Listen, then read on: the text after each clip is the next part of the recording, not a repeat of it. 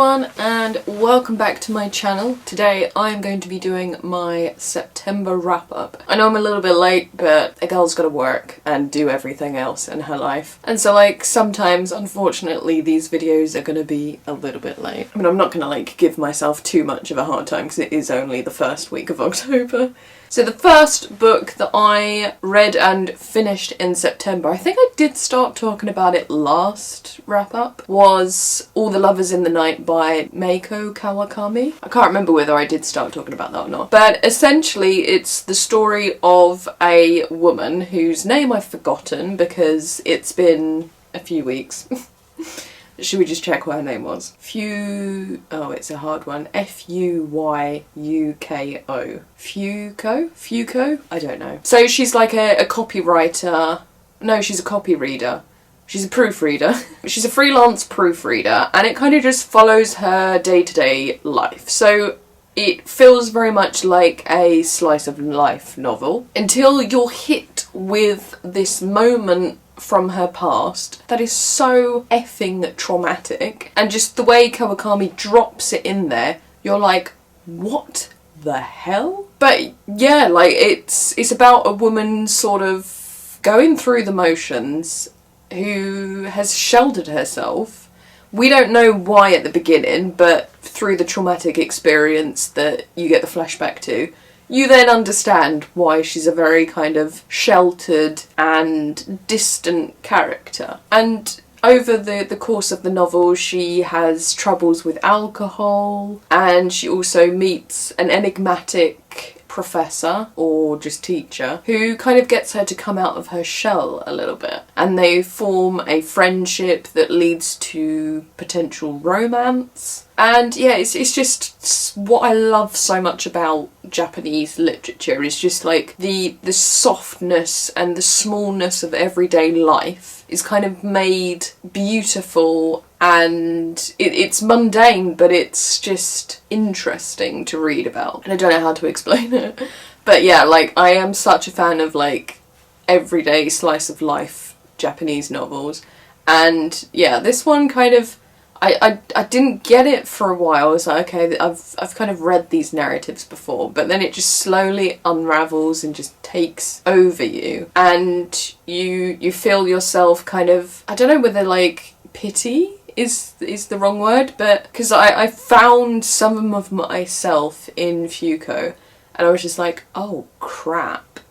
There was this passage about not making decisions, and then realising you've ended up making a decision by not making decisions, and then now the life that you have isn't really yours because you decided that not making a decision would be easier, but then it's kind of giving you a life that you didn't really strive for. And I was just like, oh crap, where am I? I'm in a life where I feel like nothing that's happened to me is of my own doing because I've just been so indecisive over the years. And I'm nearly 30, man, and this life is not what I thought I would be getting when I was young and foolish and naive. And I think it was earlier in the year I rewatched 13 Going on 30, and yes, at the age of 13 or younger, I can't remember when I watched that, I thought I was going to be 30, flirty and thriving, but this bitch ain't any of that except from the 30.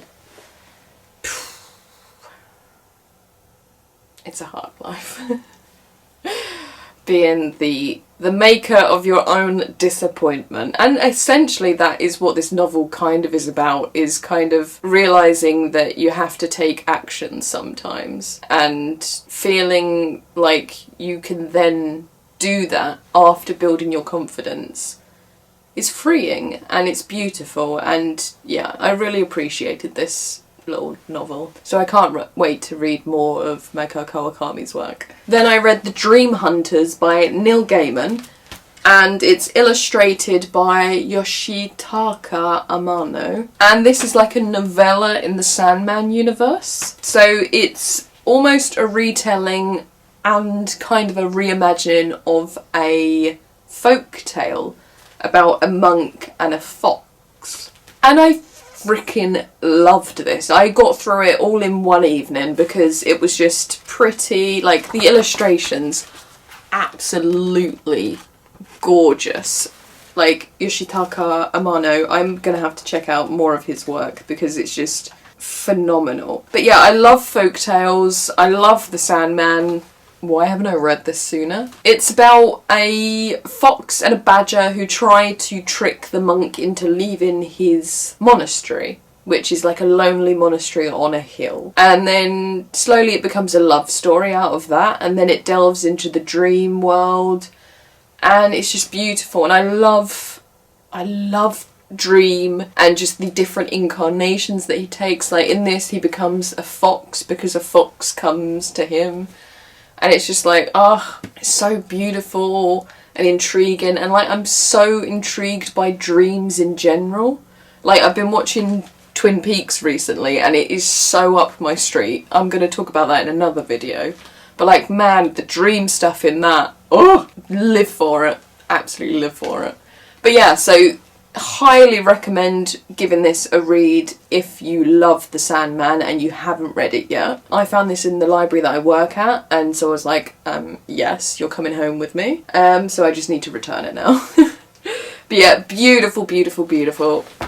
And then the final book that I finished reading in September, I think it was September, or maybe it was like the first few days of October. Yeah, it was the 2nd of October. Sue me. It's translated from Korean. It's The Old Woman with the Knife by Koo Byung-mo. I read it on audio. I got this as a loan from the Literature Translation Institute of Korea, which I swear like I just go on about all the time. But yeah, it's essentially a library where you can read Korean literature, all of the popular books, listen to the audiobooks for free. What are you waiting for? Yeah, so I quite enjoyed this. Like, it was not exactly what I imagined it to be, but the premise of the story is there's this old woman who is an assassin, and it's kind of like her last sort of hurrah as an assassin. And it's intriguing, it's quite entertaining, but it's not that deep. So it's more of a fun read than something you're going to get lots out of. Yeah, so I'd say it's not like fantastic, it was just quite a fun read. What books am I currently reading? Let me just consult Goodreads. Oh yes, where are you, darling? Let me go and grab her. So I'm currently reading a Lovers Discourse by Xiao Lu Go. Oh, hello bookmark. I read one of her other novels. I think it's a concise Chinese-English dictionary for lovers earlier this year. And again, this is from the library I work at, and I saw it on the shelf and I was like, oh my gosh, how fortuitous. I've been meaning to read more of you.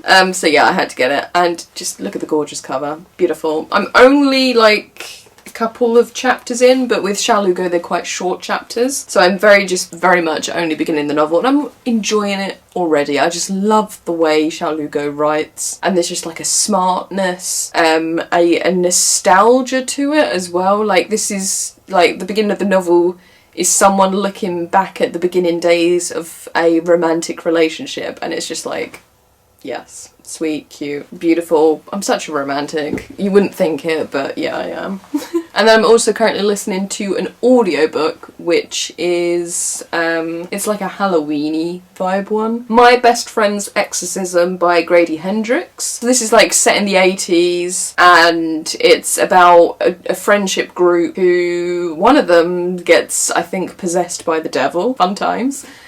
And yeah, so I've got to the bit where she's now possessed and it's just slowly ramping up.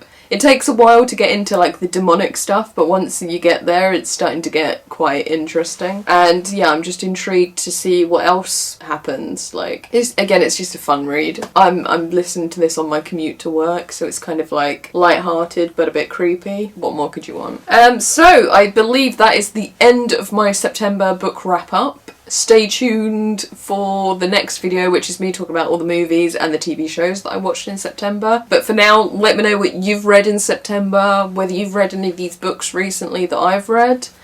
And yeah, thanks for watching. Give me a thumbs up, subscribe, ring-a-ding that bell, and I will see you again soon. Bye-bye.